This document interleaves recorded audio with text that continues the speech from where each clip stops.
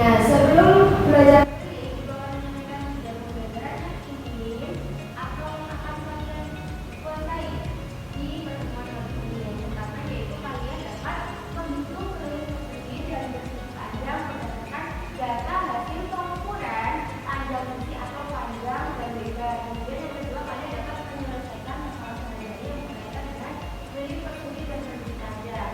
Jadi nantinya kalian itu akan dimintai praktek mengukur benda-benda yang ada di kelas atau berada di sekitar kalian untuk mengetahui keliling bangun persegi maupun persegi panjang. Sudah bolong guys ya? Oke, sip. Jadi nanti ibu juga akan menilai kalian dari tiga tingkat. Yang pertama dari tingkat kalian ketika pembelajaran, diskusi kelompok kalian aktif atau tidak, nanti kalian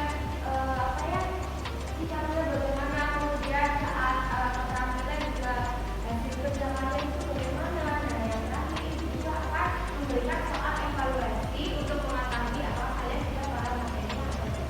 Jelas ya? Oke, yang pertama kita mengingat tentang bangun datar persegi panjang. Bisa dilihat ya, yang bawah ini namanya panjang, yang samping namanya lebar. Kalau persegi panjang, kalau persegi semua sisinya sama. Iya, semua sisinya sama panjang. Nah, coba dibaca. Jika kalian memiliki taman yang bentuknya itu persegi dengan panjang sisi 5 meter, kemudian kalian itu akan membangun pagar di sekeliling taman. Kira-kira bagaimana cara kalian tahu panjang pagar yang akan kalian buat? Tapi sisinya ada 4 ya Bu. Iya. Iya, berarti kalian akan menghitung tinggiannya. Iya bukan? Pakai apa? Pakai panjang. Alatnya pakai apa? Garis. Oke. Benar ya? Jadi ketika kita akan menghitung pagar yang akan dibangun, itu namanya kita sudah menghitung keliling. Nah, sekarang perhatikan benang yang ada di foto ini. Kira-kira itu benang apa? Ada yang tahu tidak? Saya pernah lihat Bu. Iya, ada yang pernah ke situ enggak? Lewat. Oke, ini benang itu ya. Alun-alun Cibubur. Ada yang pernah ke sana? Iya, jajan bubur juga. Oke, bisa dilihat ya, ini benangnya bentuknya apa? Oke, ini kalau kita lihat, kita cermati di sini, ini ada dua bentuk. Jadi benang ini gabungan dari dua bentuk iya, iya, bisa persegi panjang, potong di sini, kemudian persegi, bisa juga dua persegi. Mirip ya? Oke, sebelumnya kita akan menonton video.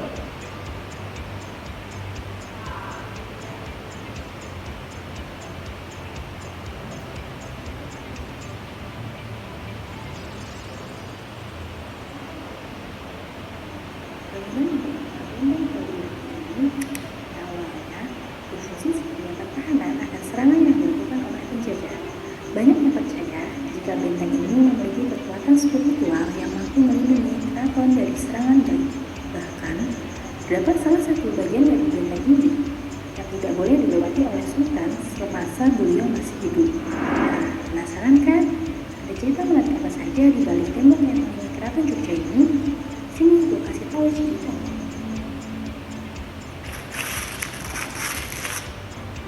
Benteng Bagulanti atau yang disebut dengan Benteng Margomulyo merupakan sebuah milik kawasan Keraton Ngayogyakarta Hadiningrat. Benteng ini didesain dan dibangun pada masa pemerintahan Sri Sultan Hamengkubuwono I tahun 1756. Dibangunnya benteng ini adalah sebagai reaksi atas berdirinya benteng Kumbeni sebelah utara keraton. Benteng Kumbeni yang dibangun antara tahun 1765 hingga 1787 itu dikenal dengan nama Benteng Roosendaal atau yang sekarang kita kenal dengan bernama Benteng Vanderbilt. Pada awalnya terbuat dari jajaran dolok atau gelondongan kayu, lalu diperkuat lagi hingga memiliki ketebalan 2 batu, lebih kurang 55 cm, dengan longkangan selebar 2,4 meter yang diuruk dengan tanah hasil yang jagal. Tinggi urukan 3,7 meter dari permukaan tanah awal. Longkangan tersebut digunakan sebagai pelataran benteng bagian dalam di mana prajurit dapat bicara. Dari pelataran ini, tinggi benteng dinaikkan lagi 1,5 meter. Sedangkan dinding benteng terbuat dari batu yang diplester dengan campuran pasir, gamping, dan tumbuh permata merah. Suka itu makan Demi anak sekejajan sumpah. Nama Baluarte sendiri merupakan kata serapan dari bahasa Portugis baluarte yang memiliki arti benteng. Terdapat 5 gerbang utama atau biasa disebut dengan pelengkung sebagai sarana keluar masuk benteng, di mana masing-masing gerbang memiliki makna filosofis yang mendalam.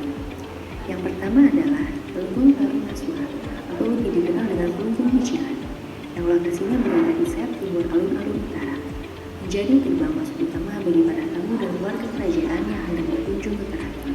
Secara etimologis, nama Tarunasura dalam bahasa kuno berarti pemuda pemberani. Yang kedua adalah pelengkung Jagasura yang lebih dikenal sebagai pelengkung Masang, merupakan pelengkung yang lokasinya berada di sayap barat alun-alun utara. Secara etimologi, Jagasura berarti pasukan penjaga yang pemberani. Hal ini menunjukkan adanya ruang pribadi sultan yaitu Taman Sari yang dapat diakses melalui jalan Masang, sehingga harus dijaga ketat oleh para prajurit keraton. Yang ketiga adalah pelengkung Jagabaya atau yang dikenal juga pelengkung Taman Sari.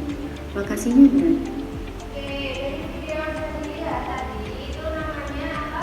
Benteng Baluarte. Ada yang baru tahu atau ada yang sudah tahu? Baru tahu. Oke, baru tahu. Nah, jadi itu ada di atas itu namanya itu Benteng Baluarte. Nah, dari video yang saya tonton tadi ternyata benteng tersebut pernah direnovasi.